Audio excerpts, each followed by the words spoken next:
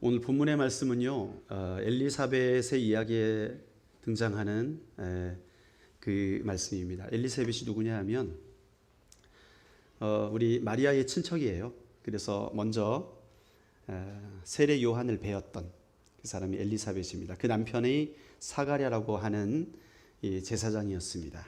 이 사가랴는 아비야 반열의 제사장이에요. 아비야 반열이 뭐냐 하면 다윗 시대에 이제 성전 건축 준비를 하잖아요. 그래서 어마어마하게 그 성전 건축 헌금을 준비를 하고, 그리고 그 성전을 위해 봉사할 일꾼들을 다 정비를 합니다. 그때의 레위 지파 사람들을 다 모아가지고 24 반열로 나누어서 그 24 반열에 리더들을 임명을 해요. 그래서 그 제사장들이 돌아가게 되면서 여호와를 섬기는 그 봉사직을 담당을 하게 돼요. 24명의 그 리더들을 중심으로 거기에 따른 그룹들이 돌아가면서 순번을 정해서 하나님을 섬겨나가는 것이죠. 그러니까 한 제사장이 계속 하는 게 아니라 그 24번 순번제가 돌아가면서 하나님을 섬기도록 그렇게 다윗이 결정을 하였습니다. 그런데 지금 이 본문이 나타나는 시대는 세례 요한이 태어난 때예요. 그러니까 벌써 시대가 많이 흘렀죠. 다윗의 시대부터 예수님 시대까지 왔으니까 그 수많은 시대, 그 사이에는 이스라엘이 멸망하기도 하고 또 유다가 멸망하기도 하고 포로되었던 유다가 돌아오기도 하는 그런 일들이 있었습니다. 그리고 포로기 이후에도 400년이라는 시간이 또 지나게 되었어요.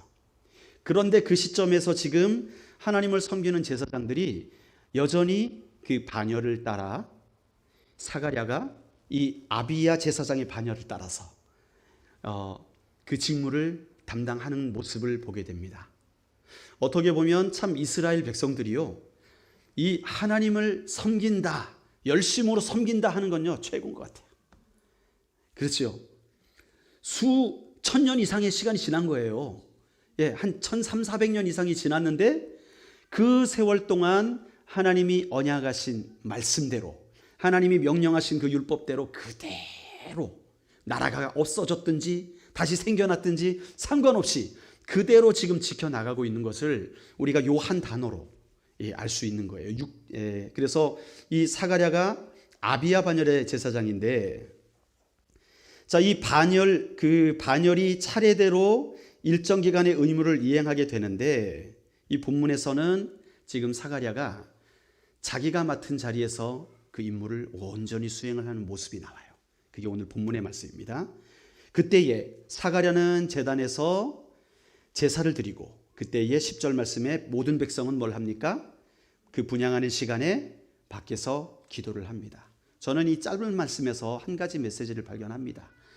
여러분, 하나님의 교회가 든든하게 서기 위해서는 우리에게 하나님께서 맡겨주신 그 반열을 따라서, 그 순서를 따라서 맡은 자가 그 자리에서 충성을 하게 될 때에 하나님의 임재가 그 가운데 거하시는 거예요. 하나님께서 목사를 세우시고 목사를 불러주셨을 때에는 목사가 강단을 지키며 예배를 인도하며 교회의 리더 자리에서 그 직임을 따라서 충성스럽게 봉사를 하게 될 때 하나님은 그 목사와 함께 하시고 그 목사의 삶 가운데 임재하시는 줄로 믿습니다. 우리 직분자들이 직분을 받아서 하나님을 섬겨나가게 될 때 자기가 맡은 바로 그 자리에서 어떤 사람은 회계를 담당하기도 하고, 어떤 사람은 식사 준비를 하기도 하고, 어떤 사람들은 또 청소 봉사하는 것을 매니지하기도 하고, 여러 가지 자기가 맡은 분야에서 자리를 지키며 충성스럽게 신실하게 그 자리를 지켜나가게 될 때 하나님이 그분의 사역과 함께 하시는 거예요. 하나님의 임재가 그 사역과 함께 하는 거예요. 그것을 발견하게 됩니다. 사가랴는 그의 반열을 따라 자기의 순서되었을 때에 충성스럽게. 그래서 여러분, 이 6절에 사가랴가 어떤 사람인지 기록이 되어 있어요. 누가복음 1장 6절에 보면 이 두 사람은 누굽니까? 사가랴와 엘리사벳을 말하는 거예요.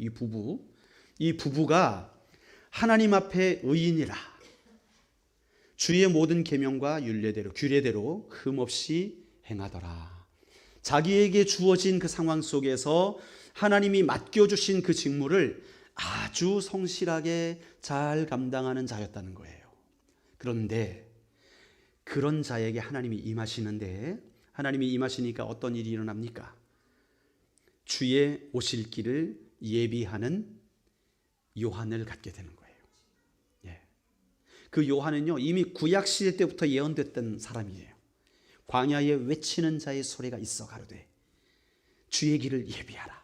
그 선포한 그 예언의 말씀이 누구를 향한 말씀입니까? 바로 세례 요한을 가리키는 거거든요. 이 예수님 시대에 메시아가 오기 전에 먼저 엘리야가 와서 그를 준비하리라 한 말씀이 있는데, 그 엘리야가 누구예요? 바로 이 세례 요한. 그런데 그 세례 요한을 잉태한 자가 누굽니까? 엘리사벳, 그의 남편이 사가랴. 이들이요, 다른 근거가 없어요. 이 영광스럽고 놀라운 일이, 그 하나님의 영광스러운 임재가 그들에게 임하였던 것은 그들에게 맡겨진 자리에서 그들에게 주어진 율법의 말씀대로 그대로 준행하며 살아가게 되니까, 예, 이 반차를 따라서 아비야의 때가 되었을 때에 충성스럽게 제사를 드리고, 또 백성들이 또 하나가 되어서 기도로 나아가고 하게 되니까 바로 그 자리에 천사가 임하여서 11절, 주의 사자가 그에게 나타나 향단 우편에 선지라. 그 제사하는 자리, 그 예배의 자리에 하나님의 영이 임하시는 거예요. 여러분, 우리 교회가 이런 교회가 되었으면 좋겠습니다. 우리 교회가 목사가 말씀을 준비할 때에도 정말 하나님의 그 기름 부으심 가운데, 임재 가운데, 그 기도하는 가운데 하나님의 말씀을 받아내고, 그리고 우리 성도들이 섬기는 모든 자리 가운데 그것을 마포 걸레질을 하든지 낙엽을 주워 담든지, 어제 정말 수고 많으셨어요.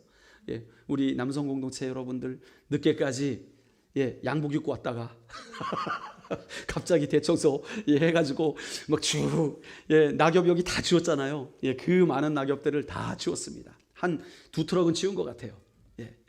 그런 나에게 맡겨진 그 주어진 시간에 정말 뺀질되지 않고 충성스럽게 그 직무를 담당하는 바로 그 자리에 하나님이 함께 하시는 거예요. 하나님의 임재가 거하는 거예요.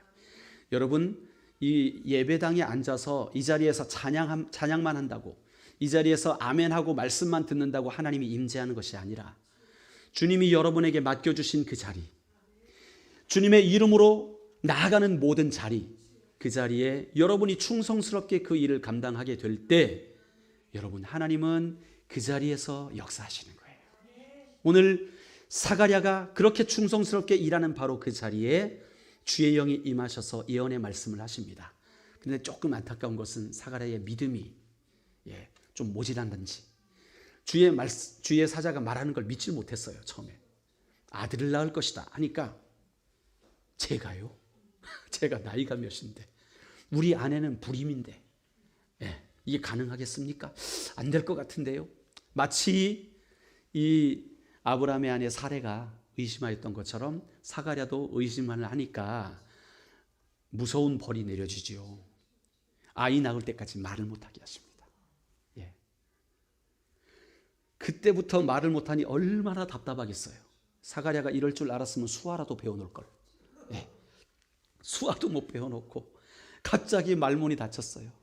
그런데 어쨌든 이제 1년이 지나고 이제 이 아이가 태어나게 될 때, 그때 말문이 터져가지고 다시 하나님께 영광 돌리는 장면을 본문에서 볼 수가 있습니다. 여러분, 교회는 바로 이런 모습입니다. 좀 믿음이 부족해도, 좀 연약해도 우리가 다 온전할 수 없어요. 어떤 사람은 믿음은 정말 주님 앞에 삶을 다 바치는 믿음이 있을 수도 있고, 어떤 사람은 주님 좋은 요구밖에 안 돼요, 저는 이 정도밖에 안 됩니다 하는 보잘것없는 믿음이 있는 사람도 있을 수 있습니다.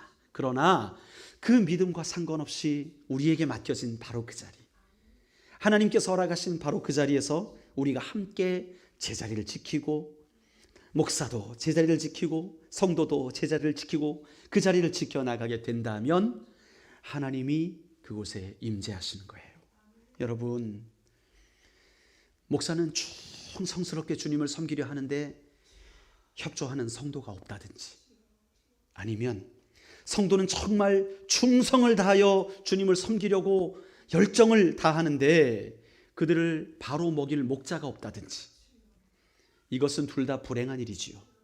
교회는요, 그래서 이렇게 하나님의 말씀을 받아서 주려는 자, 또 말씀을 받아서 성실하게 일하려는 자, 이 모든 사람들이 다 한마음이 되어서 나아가게 될 때 그게 바로 건강한 교회인 줄로 믿습니다. 지금 우리가 두 날개 컨퍼런스 여러분들에게 독려하고 참여하라고 하는 목적은 이런 교회, 온 교회가 하나님이 임재하시고 하나님이 성도들의 삶 가운데 개입하시고 역사하시는 그런 교회 되어야 되지 않겠습니까? 그렇다면 그게 정말 우리의 삶을 변화시키는 근본적인 우리 신앙생활의 이 분기점이에요. 하나님이 우리 삶에 개입하셔야 그게 진짜 믿음 생활입니다. 이 성전에 앉아서 예배 드릴 때만 뜨거운 것 같고 세상 나가면 세상 사람과 똑같이 살아가고 그렇게 되면요, 하나님이 그 삶에 개입하실 수가 없어요. 그러면 이게 이 사람의 건강의 원리와 똑같은 것 같아요. 여러분, 건강하다는 것이 무엇입니까? 건강하다는 것은 일단 뇌가 건강해야 돼요. 그렇죠? 정신이 건강해서 뇌에 연결된 모든 신경들을 통해서 오장 육부가 정상적으로 작동을 하고 서로 교통을 잘 해야 그게 건강한 겁니다. 자, 여러분, 머리는 누구이십니까? 교회의 머리는 그리스도, 교회의 머리는 하나님, 예수 그리스도세요. 그렇기 때문에 머리는 건강해요. 그렇죠? 예, 우리 주님이 이상하지 않습니다. 그분은 심히 정상이시고 그분은 모든 것에 대해 능력이 있으시고 또 권세도 있으신 분이에요. 그러니까 우리의 머리는 걱정이 없는 거예요, 지금. 예, 뇌 손상 없습니다. 예. 그러면 그 뇌에 연결된 이 오장육부가 우리의 지체들이 그 주님이 명령하시는 명령이 우리 이 뉴런을 따라서, 그렇죠? 뉴런이 뭐냐 하면 신경 조직을 말하는 거예요. 신경 조직. 그 신경 세포의 신경 전달 물질이 뉴런 아닙니까? 그러니까 지시가 딱 내려지면 손가락이 탁 올라와 가지고 귀를 간질간질한 귀를 파고, 예. 자, 눈에 뭐가 막 들어올라 그러면 신호를 내려 가지고 눈꺼풀이 팍 이렇게 셔터가 내려왔다 올라가고, 이런 작용들이 정상적으로 일어나야, 그렇죠? 신호를 내리는 자와 움직이는 자가 한 마음이 되어서 연결되어져서 움직여지는 것이 건강한 거예요. 예. 그런데 이 신경이 느려져 가지고 주님이 말씀하세요. 야, 지금 눈을 깜빡여야 된다. 그런데 눈꺼풀이 돌 굴러와요. 천천히 껌뻑하면 되겠습니까? 이 껌뻑이, 이 찰나, 눈 깜빡이는 찰나는 타이밍이잖아요. 그렇죠? 뭐가 탁 들어올 때 그때 탁 닫아야지.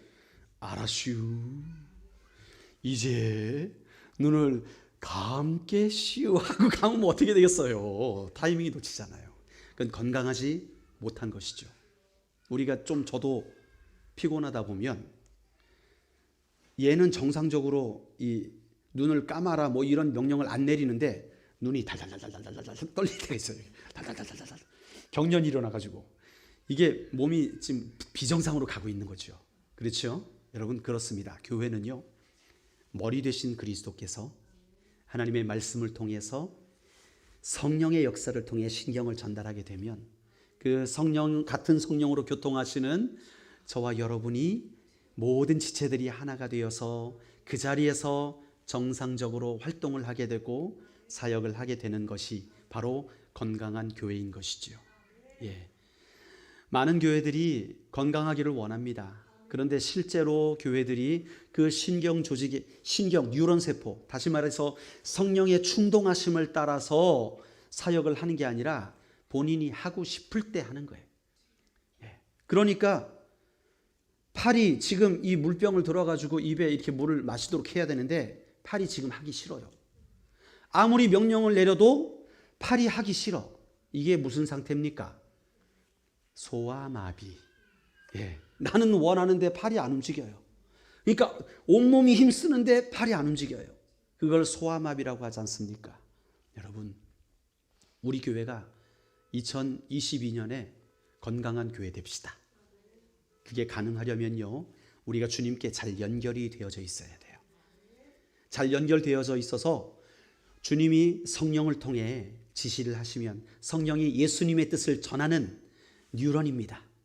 성령께서 말씀을 통해 지시를 내리시면 그 지시를 내가 있는 그 자리에서 충성스럽게 감당해 나가는 그런 저와 여러분이 되게 될 때 우리는 화평이라는 건강한 교회로 변화될 줄로 믿습니다.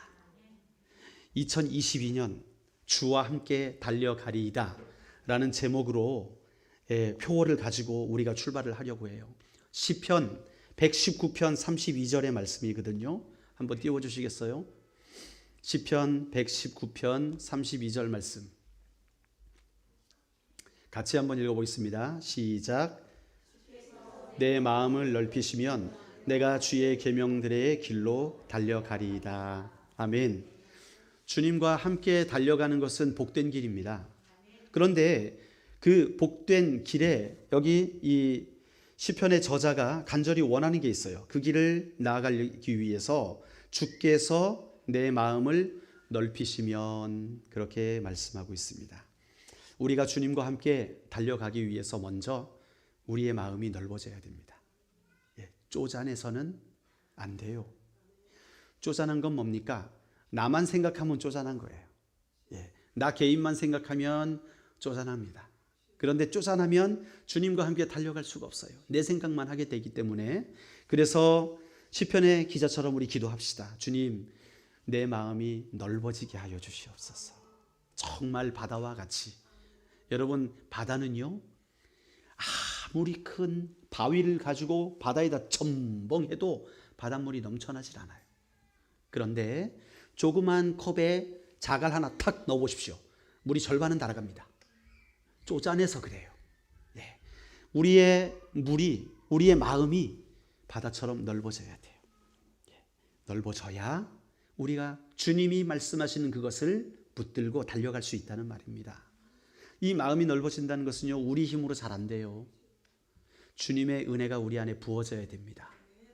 여러분, 그래서 우리 삶 가운데 하나님의 은혜를 날마다 세는 것, 기억하는 것이 얼마나 중요한 일인지, 그 은혜를 아는 자는요, 웬만한 어려움이 와도요, 그 은혜로 버텨요. 그 은혜의 힘으로 버틴다니까요. 쉽게 말하면 이런 거예요. 하나님께서 우리에게 이 돈으로 한번 팍팍 들어오죠. 100만 원을 주셨어요. 100만 원을 오늘 주셨는데 옆에 있는 거지가 와서 10,000원만 주세요. 그러면 어떻습니까? 아유, 여기 있습니다. 2만 원 드릴게요. 이렇게 할 수 있어요. 그런데 하나님이 우리에게 10,000원 주셨습니다. 그런데 옆에 거지가 와가지고 10,000원만 주세요. 그러면 어떻게 됩니까? 절대 안 되지. 왜 그래요? 우리가 너무 좁은 거예요. 은혜를 세워보지 않아서. 내게 있는 은혜가 바닥이 나서. 그러니까 문제가 생기게 되면 내가 쪼는 거예요. 떠는 거죠. 여러분, 우리가 마음이 넓어지기 위해서 하나님의 은혜를 많이 체험하시기 바랍니다. 우리 하나님의 사랑을 많이 체험하세요. 어떻게 체험해요? 주를 찾아야 체험하는 거예요. 주를 찾고 찾는 자가 하나님의 임재를 경험하니까 그 임재를 경험하게 될 때 하나님의 능력이 우리를 통해 나타나는 것인데, 그래야 우리가 은혜를 아는 자로서 어떤 문제들이 생겨도 요동하지 않을 수 있습니다. 바다처럼. 주께서 내 마음을 넓히시면 내가 주의 계명들의 길로 달려가리이다. 여러분, 이제 우리 교회가 껍데기로만 건강한 교회가 아니라 정말 모든 세포가 우리 구석구석이 건강한 교회가 되시기를 축원드립니다. 일주일에 한번 그냥 모이고 하라니까 어쩔 수 없이 하고, 이 어쩔 수 없이 하다 보면요, 시간이 지나면 탈진이 돼요. 그게 아니라 우리 안에 은혜가 넘쳐서, 이야, 내가 또 섬길 게 없나? 그거 내가 있으면 좋겠는데. 이런 자원하는 마음이 늘 넘치는 사람, 그 은혜가 충만한 사람이 정말 하나님의 뜻을 온전히 나타낼 수가 있죠. 여러분, 우리의 내년에는요, 제가 낮에 오전에도 잠시 말씀드렸지만, 우리가 건강한 교회가 되기 위해 가장 중요한 요소 중에 하나가 뭐냐 하면 건강한 공동체가 세워져야 됩니다. 예배의 공동체도 중요하지만 여러분들의 삶을 서로 돌볼 수 있는 공동체가 필요해요. 처음부터 그랬습니다.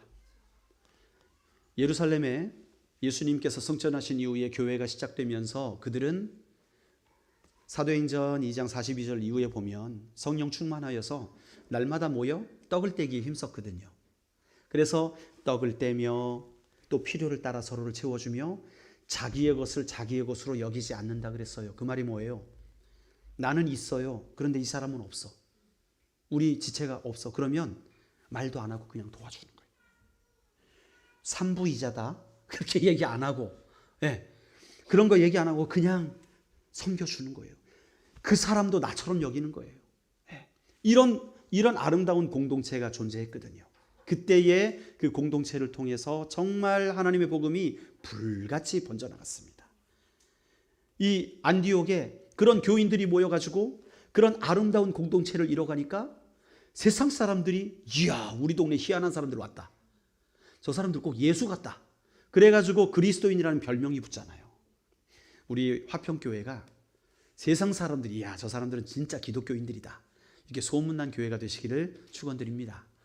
그래서 주와 함께 달려가는 교회. 그래서 건강한 세포로 건강하게 번식도 하고 또 그 훌륭한 공동체가 샘플로 나오면 그 샘플 공동체가 또 다른 샘플들을 만들어내고 그러한 아름다운 공동체들이 되시기를 바랍니다. 주와 함께 달려가려면 온 교회가 한 마음과 한 뜻이 되어야 돼요.